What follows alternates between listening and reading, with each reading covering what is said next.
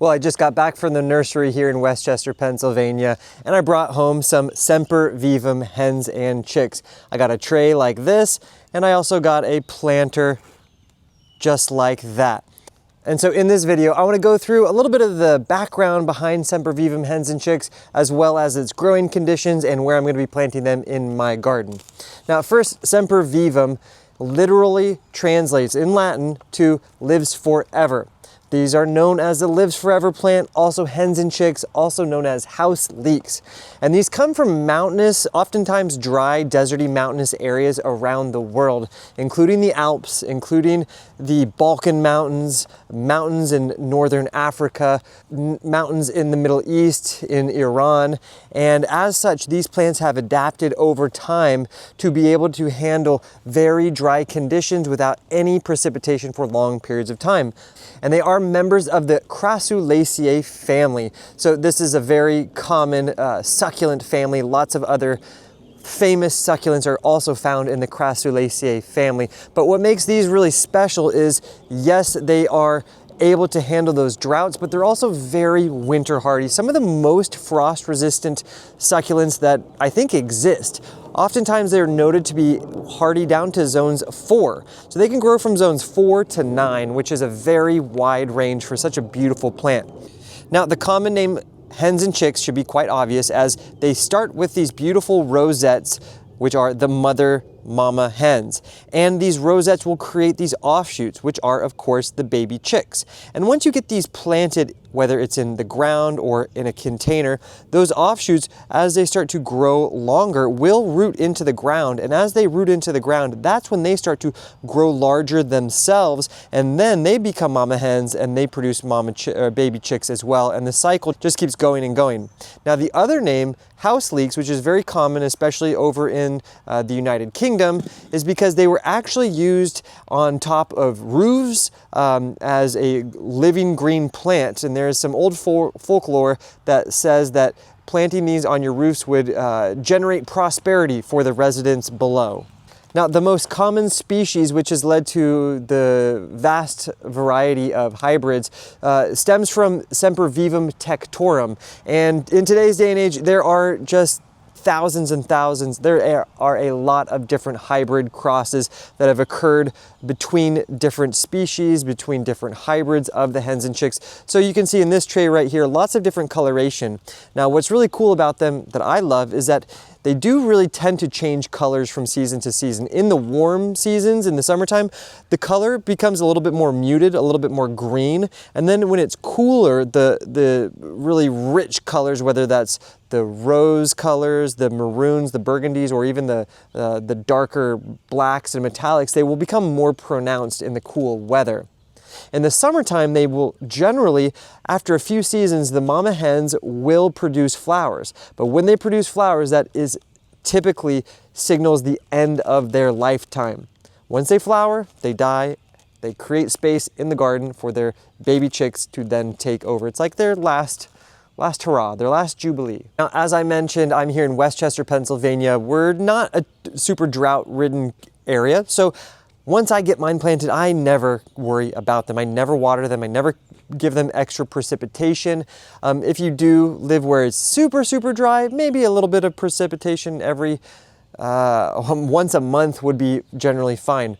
But some of my favorite areas to grow them in are places like this. This little guy that I planted this mama hen, a few years ago back in this little crevice, and over time she created these baby chicks. I honestly just planted one and she just kind of fell down a little bit. All the while she created more baby chicks, and they're just, honestly, I'm waiting for the day for it to just fall out, but it has not happened yet. So areas like this, crevices, rocky areas, rock gardens. You can see I have a whole host of different succulents in here. So planting some in here is going to be a great little area to plant them as well. The main thing is you don't want to plant them where water pools up or where moisture will reside for long periods of time, particularly in the winter. They're not going to like that.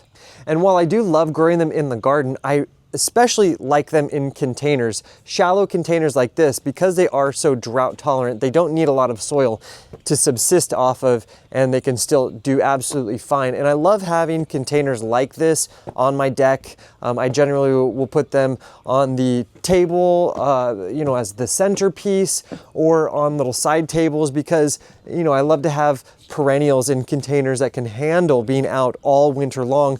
And in the summertime, when we are actually truly out here hanging out, it's not going to block conversation between me and my wife and my little son, whose toy is currently here. Oh, this is my amaryllis hybrids that I created a few years ago. They're looking pretty good.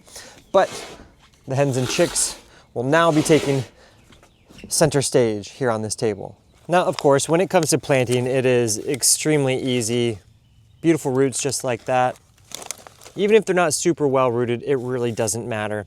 And I always, like I was mentioning, I like to put them at the edge, at the front of the garden areas, because you want to see, you want to be able to enjoy the beauty of that geometry, which makes them so special. So if you do have mulch, just dig it out, find the earth below, and just get it planted.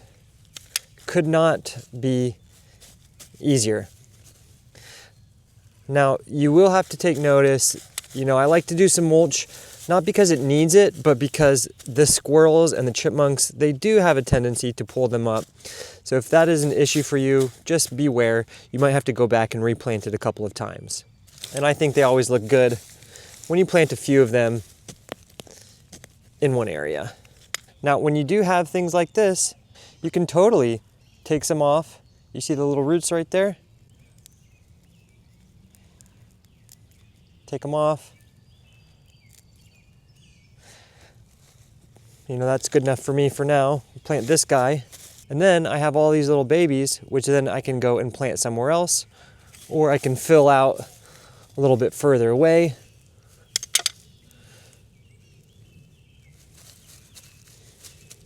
It's really up to you. And the cool thing is, once you come back in a few months, maybe in a year, they should definitely have started to fill out, producing the more little baby chicks. And many times, some of those initial ones will actually get larger in the process as well. And just here in front of this dianthus seems like it'll be a nice little spot, especially for these little baby chicks. Now, I am planting here in mid-spring, but you can truly plant these at any time of year. Just ensuring that wherever you plant them has great drainage and at least a little bit of sunlight. Definitely half a day or more.